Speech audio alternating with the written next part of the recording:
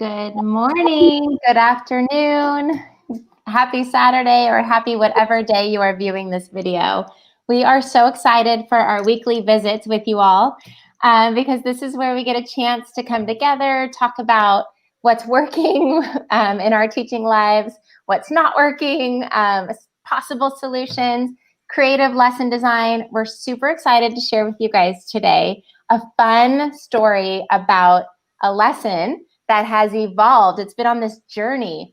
And the journey started with this book. Actually, I found it first online. If you guys have not heard or seen Brandon Stanton's Humans of New York work, you've got to look into it. This is a book where he showcases photos that he has taken through the streets of New York City. So in 2010, he set off on this journey to interview people on the streets. And he has captured, okay, 1 second, sweet girl. He has captured the hearts and the minds of everyday humans. And so I fell in love with this as a photographer and as a storyteller. And Kelly and I would get together and chit chat about it. And of course, she has taken it to the next level. And so I know Kelly's pumped to share with you how this came to be for her. But we're just super excited to share the evolution of this lesson. Yes, thank you, Sarah. I also want to add that today's topic is called Connect and Capture Stories because there's a story of this hyperdoc that's called Humans of New York. And I created this hyperdoc a couple of years ago because I was doing a training in New York City with teachers. And I was so excited to be able to be in New York. And I was thinking about how to create a lesson that we could do together. And then I remembered all the conversations Sarah and I had about the Humans of New York blog and the book. And I started designing, and that's where I got the inspiration. As I was designing, I found this one particular story about a student named Vital. And he was interviewed by Brandon Stanton, and he was asked, who has influenced your life the most? And his response was his school principal, Nadia Lopez. And when he responded and Brandon shared the story, then that led to this news story. And the principal is like incredible. She was highlighted in this news story, and they ended up raising money for the school that was over $1.2 million. That one story within all of the Humans of New York stories really inspired me to design this hyperdoc so that students can understand the power of storytelling and writing it down. It's really connected to writing standards of narrative writing. And the iterations that have come since the first version of this hyperdoc are so exciting. You're going to see where it started and where it's gone, because now it's not just me and those teachers that I worked with those first couple of sessions in New York City. Many students have done this hyperdoc. Many more students are going to do a version of this hyperdoc, and that's where we're heading with today's session. Well, and I love that, Kelly, because when we started hyperdocs, we really knew that it was going to be a lot of work for people to create these powerful digital lessons. And so we thought, alongside of hyperdocs, let's create Teachers Give Teachers. And that with a very specific purpose, that if you are going to create for your students, why not share with everyone so all students can have access to something that you're so proud of? And I love this story today because here is a real life example of where Teachers Give Teachers, the power of doing that, of sharing that, and what it can do not only for the original creator, but what other creators, when they bring their minds to your original project, where it can launch to in so many different iterations. And I just can't say enough of what a wonderful example this is. And I hope that today's show will inspire many of you to say, oh, I could do projects like this, only I would add this to it, or I would take it this way. Yes. And add your own spice to it, which is always our intention with hyperdocs, is that we give them, you take them, change them up to fit your needs, your standards, your curriculum, and see where they take you. So I cannot wait to hear where your lesson went, Kelly. So exciting. And like in my drive alone, I have 3 versions of this HyperDoc for different audiences. I know I worked with students who had iPads, so I had to change it up a little bit in the apply for which apps we wanted to use with iPads. And then I have one that's specifically designed through the lens of integrating universal design for learning. And so it's been used in different ways. Last year, I saw a high school teacher in our school district take this HyperDoc, and she had her students interview people in her school community, and they made little Adobe Spark videos about each human at their high school. And what was really beautiful about that is she packaged them all on slides. So it's this portfolio of these stories of the everyday teacher, custodian, classified staff at this high school. And students were learning how to interview, how to talk to them, and like highlight how did they get where they're at. And when I watched that video, I saw the pride in how the students were sharing the story of the people in their community. And that was a dream for me to see just this HyperDoc elevate this high school. But we're going to talk about how it's going to go even bigger. I mean, I can't even wait. I'm so excited. So today we have 2 guests who are joining us. And Elisa, do you want to introduce those guests for us? Sure. They're 2 of our favorite people we love working with. We have Tanya Averett and Holly Clark from the Infused Classroom people. There they are. We're so happy to have you here. Princess Holly. And they have, of course, we love collaborating with them, and they have a wonderful story to share today. So you guys enjoy this. Yes, for sure. And we want to start with Tanya has also taught this HyperDoc because she saw it. I thought it might work. Can you tell us about your experience with teaching this lesson? Well, first of all, I want to thank you for having us on the show. Yeah. We love you guys so much. Like, my favorite people in the whole wide world are in this whole group right now. So thank you. And yes, and thank you for creating this lesson. I used it last April. I was teaching a 5-week course, an online course for a group of students that I had not yet met. I still haven't met ever in person. They were all over the country, and it was just like this online course that I picked up, and I was teaching it was like 3rd grade through 7th grade. And I started off the very first lesson with this HyperDoc, and I asked Kelly, I was like, are you okay? And she was like, of course, use it. So I used it, and it was, I taught the class on Teams. Like I said, I didn't know those students, but I kicked off the entire experience for the course with it. And it was such a great lesson. First of all, it was amazing because the students were super engaged. It's fun. It's so easy to administer. And also the students were learning all these amazing skills, but most importantly, they were getting to know each other. It is such a great way to have the class introduce each other, where they're from, a little bit about themselves.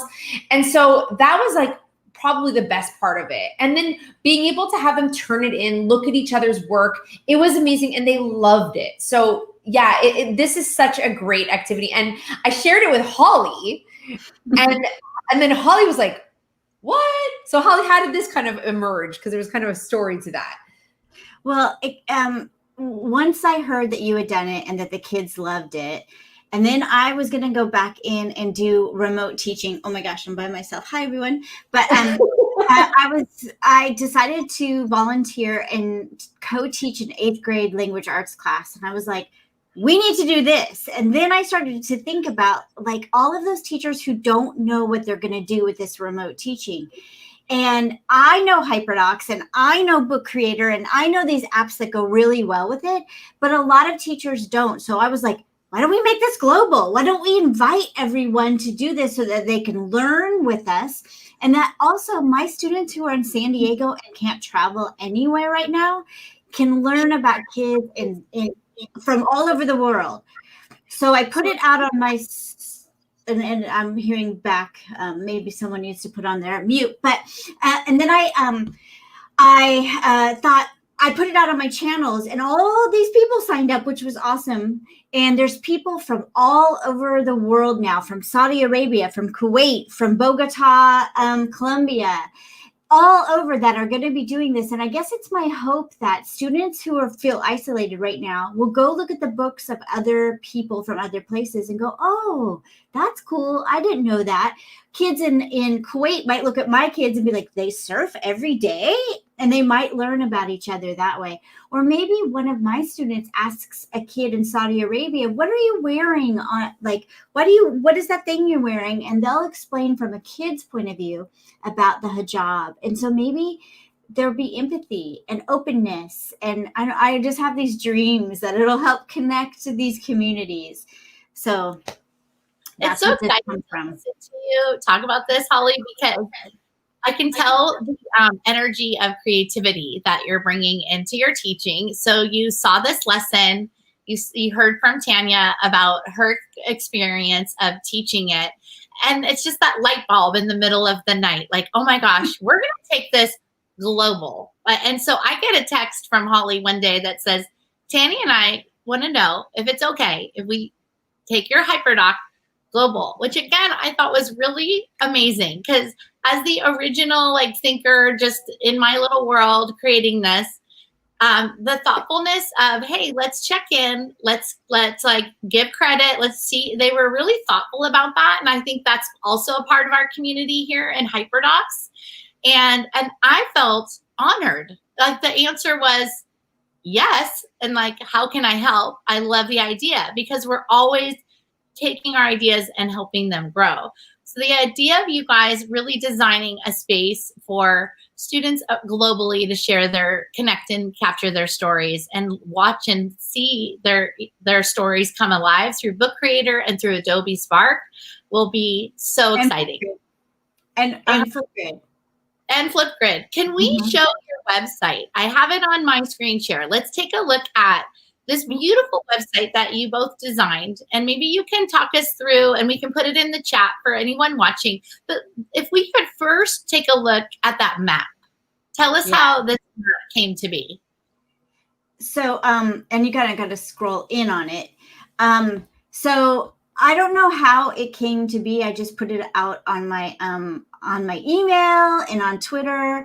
And Tanya, if you could maybe stick to Europe for a second, because I don't care as much about the US. I do, but I want to show how many countries have signed up. So you can see there is oh, good, nice.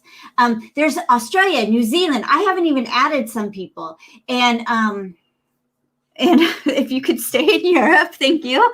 And if you look at the Middle East, we have Saudi Arabia, we have Iraq. Now that one's the big one for me, because when is it that my students are ever going to meet, most likely, a kid from Iraq? I think that's super cool. There is Egypt, Turkey, Morocco.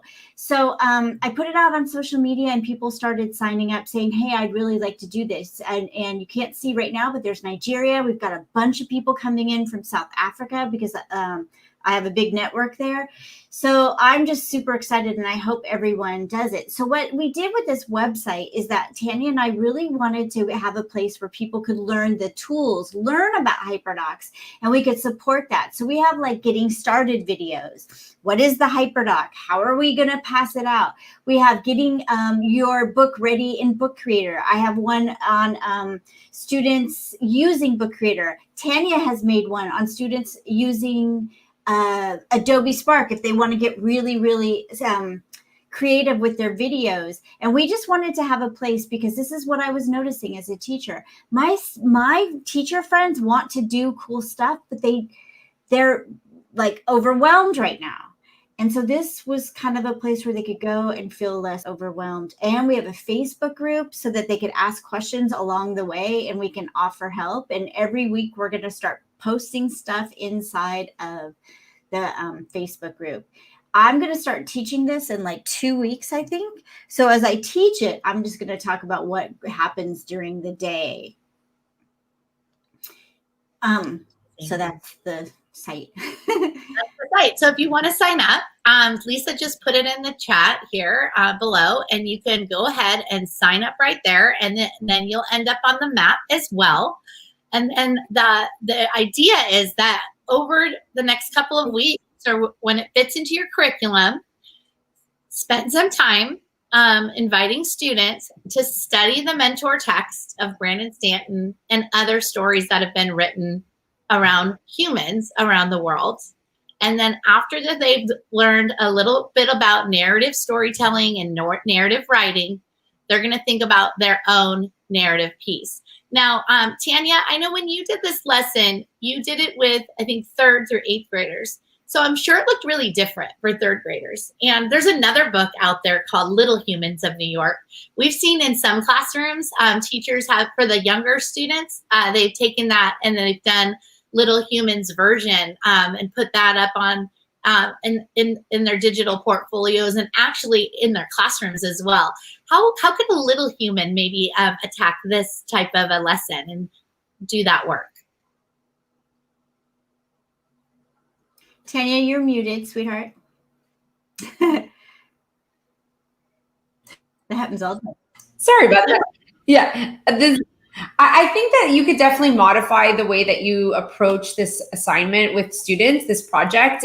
For me, I used Spark Post to have the students kind of pull together their perspective. I think that, I mean, and guys, you can chime in, but I really think that like, if you wanted it to be more video based and have students just talk a little bit about, you know, what they're what they're about themselves or about their country or their city, or do it using Buncee. I mean, like there's different tools that are available depending on what's the comfort level of your students. So I think that could be an approach to it as well. I just want to say that one of the things to think about with these little guys, these little humans, is that we shouldn't probably show their image. So it's okay if you have kids who are under 13 to have them show, in the case of my kids, a surfboard, and then explain why that surfboard is so important to their community, or the beach and water and those kinds of things.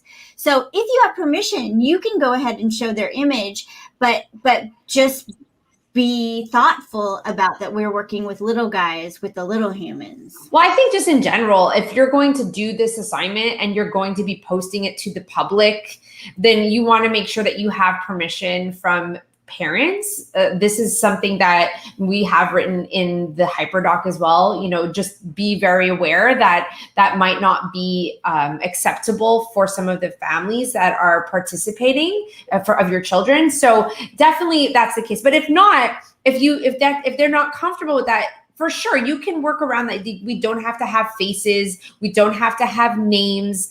This is something that you can totally adapt and make your own based on the ability and comfort level of your students and their parents. So, so one of the things that they're going to do, sorry, I was looking at the chat, is they're going to take these images and their narrative writing, and they're going to place it inside of a book creator. And the reason we've chose that is because Book Creator has a library. So once I've made my book with my students and the kids who are okay with being in this project, that goes into a book that's separate that I'm going to share. So maybe there's 3 kids who don't want to be in it. So I copy the book and I take those 3 kids out. Once I copy the book, I'm going to place it inside of the larger library of the Humans of project. And then kids will be able to go into that library and see Humans of Iraq and Humans of Saudi Arabia and Humans of Kuwait. And so my kids from San Diego will hopefully look at those books. And I might even make an assignment that pick 2 countries you want to learn more about, and then maybe write something, because I'm a language arts teacher right now, write something about what you learned. So I'm not just going to be like, oh, I hope they look at it. I'm actually going to embed this into what we're doing. And then if they have questions, I want them to go onto Flipgrid, and I want them to we're going to have a grid set up where they can ask questions of other kids, and those kids can come in. Now, of course, we need permission and we need to be thoughtful about that. But that's what we're hoping to be able to do. And so I can show you an example. First, if it's okay, and I can share my screen, I'll show you the new example of the hyperdoc quickly, because I know we're kind of running out of time. But if we can do that really quickly, this is what Kelly and I went in. And so if there was Kelly's example, and then Tanya upped it a little bit, and then Kelly and I went in and said, if this is going to be global, what should it look like? So we wanted kids to explore first this idea of Humans of New York story. So they go in here, and then we put in a cute little thing like, okay, now we're going to go over to Bombay, which is also Mumbai. And we're going to go look at the Humans of Bombay stories, because that's a big thing. It took over like wildfire there. And from Bombay, we're going to head down to Melbourne and look at stories from there. And then from there, we're going to go over to Buenos Aires, and then back up to Chicago, and then back to New York, where we're going to stop and we're going to start to think about, what did people share when they shared? So now we meet Brandon in New York, and then now it's their turn to really think about what it is, what image would really tell a lot about their community, about them. And so I actually want them to go on to Flipgrid, because this is a really important strategy to talk through using this video, using video to talk through, like, I'm thinking I'm going to do the beach, and then other kids can watch each other. And I'm talking about San Diego here, and be like, oh yeah, the beach is a good idea. You know what would be cool? You should use Moonlight Beach, because that's our beach. Or maybe you should, someone else is already doing Moonlight Bay, actually. And you could do Wind and Sea, or you could do Mavericks, or you could do whatever, and talk about how that's like a really, not Mavericks, that's in Hawaii, but you could do some of these beaches that we have. So they could talk through it and make sure that they're getting the full spectrum of San Diego. And then we're going to have them go and either find a photo that they might have already taken that really does it, or go take one in their community. And now it's just really got to be about them, because it's COVID and we don't want them out interviewing people and doing stuff. So it's really going to be about their experience. Then they're going to craft their story and write about it, and use narrative writing that we know about, talking about the city, the landscape, those kinds of things.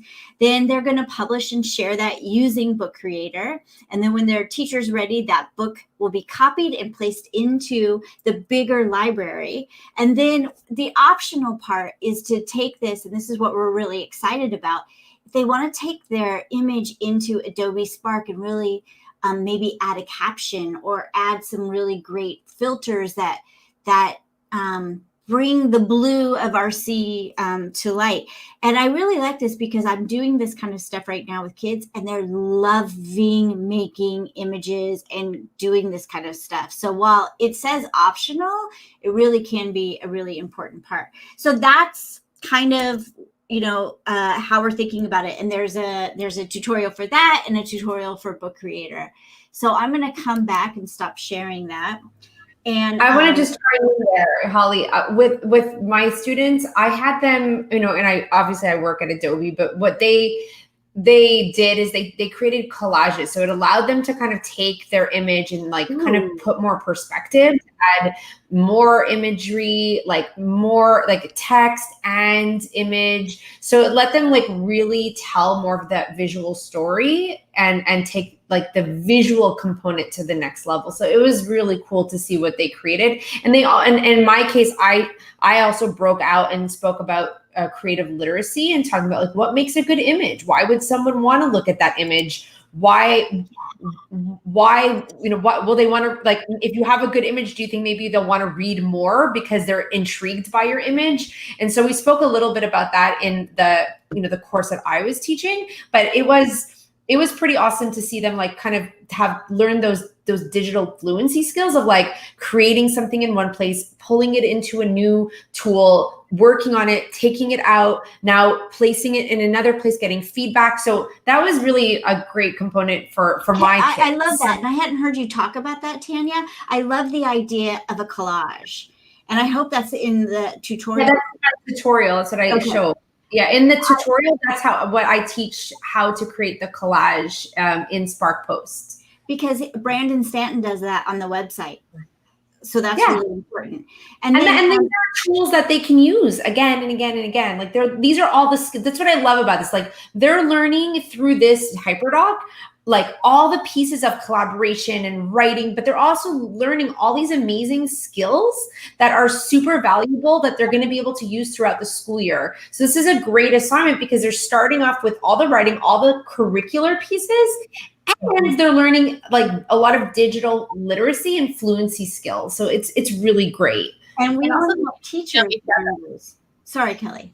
No, it's okay. They're just really getting to know each other. So Yeah. it starts in your classroom community. I mean, this is where a lot of classrooms start with narrative storytelling because that's how you build a positive classroom community. And I'm guessing all of our viewers who are watching this now or in the future are maybe working on that. And that is going beyond the just the getting to know you activity at the beginning of the year. It's more in depth in that way. Oh, I love this. It's great activity. We wouldn't be doing this if we were like, this is amazing. You got to try this out. Yeah. So can I show one last thing? I want to show the book creator book that we'll be using. This is just an example. So let me head over. Like, I know you guys can see it, but my kids will come in here and they will create their own page. And I don't have anything made inside of here, but they're going to come in and grab, and this title page will be their name, and they'll grab a page and create on it. But what will happen is when I'm done, I'm going to head back, and this is all in the tutorial video. I'm going to copy the book, and after I copy it, see, and I can do it right now. I can just put it, well, I can't because I don't know this library. But then once I copy it, I can move it to the bigger library. And when I do copy it, if there's a couple kids who aren't comfortable, I just take their pages out. So it's really, really awesome, and I can't wait. And you'll of course make one that says Humans of New York or whatever your city is, and these pictures you'll put in with your own examples. Here's what I love about this part right here. One of the things we talk about with HyperDocs all the time is the power of the share. After you create something, before we had access to all these tools, students would design something and then turn it into their teacher, typically and get a grade. And then that was that. We have this opportunity to elevate the work that they do when they see each other's work. So that will happen in two layers with this lesson. First, within their classroom community, after you've all designed, the students have all written their own narratives and made their own page in the book or made their own Spark post on the blog that they're going to design. Then you build in another lesson of looking at each other's work and communicating, reading each other's stories, and really connecting in that way. And then you share it with someone, you share it with Holly and Tanya's website, and students in all of those countries from that map can get to know your students, but also give them time to read the stories that have been shared from that map. It's a really amazing thing that we have access to. And right now, our students across the globe in different variations have had to be at home for more than usual. Life has changed during this global pandemic. So that's why I just really appreciate your creativity of saying, how can we connect kids so that they're feeling connected? This could be really important to some students to just think, we know that empathy is built when you learn more about other people and when you connect with other people and their stories. And this is a really powerful lesson beyond narrative writing, beyond text skills. It can help a student's social and emotional well-being. I could see that being a really big, important piece, a mental health piece, because this is where we are in isolation in one space, but it makes the world exciting to see different parts of the world through this story. I love it. So exciting. Totally. And I think that's what's driving Holly and I so much, is Holly and I were saying, like, this is like, we do a lot of different things. We do a lot of projects in different ways, but this project, I said to Holly there, I was like, it feels like when we just started it, like, I don't know, there was an excitement about just starting like in this space. Like 10 years ago, Holly and I met and we were like, so excited. And it was like, everything was new. It was like, oh my God, look, iPad. So look at this Google, like when we first explored stuff. And then Holly was, we were talking about this project. I was like, this feels like the old days when we were like really excited about a project. And so, yeah, I want people to feel that way because this is a rough time to be teaching. And that's the other thing. The Facebook group is really meant to be a community around a project. So it gives us something to talk about, something to share, something to collaborate on. And of course, join the Infused Classroom, join the HyperDocs. I mean, like, those are all amazing communities. But what's nice is like, this will be super specific. We'll have tutorials that are specific for the project. So it'll be a nice kind of coaching as well to like learn how to do this stuff and kind of connect to a HyperDoc, and, Kelly can chime in, and, so everything about it will be like a super supportive space to try something exciting and fun with your students. And Lisa's putting up the bit.ly to it, but actually it's got its own website called thehumansofproject.com. Oh, perfect. Yeah, we'll get that up there. We definitely will. Well, first of all, I just want to thank you, Holly and Tanya, for always doing such innovative, creative thought leaders and educators and connectors. I appreciate your willingness to just take this idea really in the spirit of just good teaching and connecting and a great lesson for students and how to elevate that lesson. This story of this HyperDoc, I think, is going to touch the lives of a lot of different students, and that's super exciting. I also want to invite Lisa and Sarah back to see if they have any quick questions or something they want to chime in, because sometimes it's just fun to just take that recap at the end. And hi guys, welcome back. What do you think? Isn't this so exciting? We often talk about the teacher manifesto, right? All of the things that teachers are called to do. Engage your kids, have a project that connects globally. I mean, all the things. And I feel like when I hear you guys talk about this one project or assignment, it seems to like check so many of those boxes. And I know it's hard for teachers to sleep at night with all that they're being called to do these days. And I just feel like this is going to bring such that sense of like accomplishment and just to feel so good about a lesson, and to check. It sounds terrible, but that's kind of where we're at. It's such a challenge right now. But you have described this in a way where it's like, oh, it can be kind of exciting and fun to like do all the things that we're being asked to do right now. So thank you guys so much for taking this to the next level and reminding us as teachers that we can have fun with lesson design. So I need to touch on what you said, Tanya, at the end there, because I was just like screaming over here going, yes, that when we as educators have a chance to be creative, it does something to us. And while we're exhausted, our teachers that I talk to every day, they're really exhausted in a way they've never been exhausted before. But finding an opportunity to create space to do something like this can actually bring energy to you. When you have an opportunity to be creative, it's amazing what it will do for your stamina and your energy to do this job. And it's worth it if you can to create that space. And I've just been shouting over here and on Twitter about teachers for this very reason, because you can't always start from the beginning. It's very overwhelming. But when you've created such a platform for such a global project with all those connections, you're making it possible for teachers to join in and have that opportunity as well. So I really thank you for creating that for teachers and showing this lovely project that I've always loved from Miss Kelly Hilton, and showing where it can go and how it can grow and evolve. We're all just chefs in our craft, aren't we? And someone asked what grade levels. And yes. I think it could be from kindergarten on, to be honest with you. I don't think there is, in that kindergarten, you're going to need permission if it's a face or you just don't share the book. But then you lose that connection piece. So I really wish and hope you can share the book. But it could be the kindergartner's dog, because we're seeing Kelly's dog in the background, which is so cute. Or something else, and they can write 2 sentences.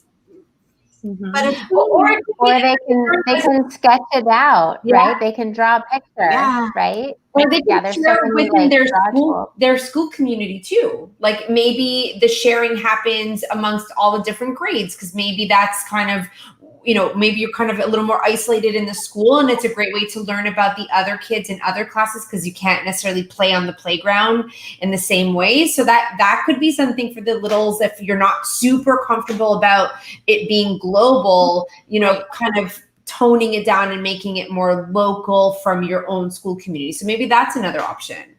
Another thing I thought about as I was listening to you guys is the original concept was interviews. And how cool would it be to have students interview like a friend or a classmate or someone in their household and feature them that way too? Like then you're bringing in the interviewing skills. The thing is this, we have this higher calling of trying to teach kids at home or in a classroom and at home.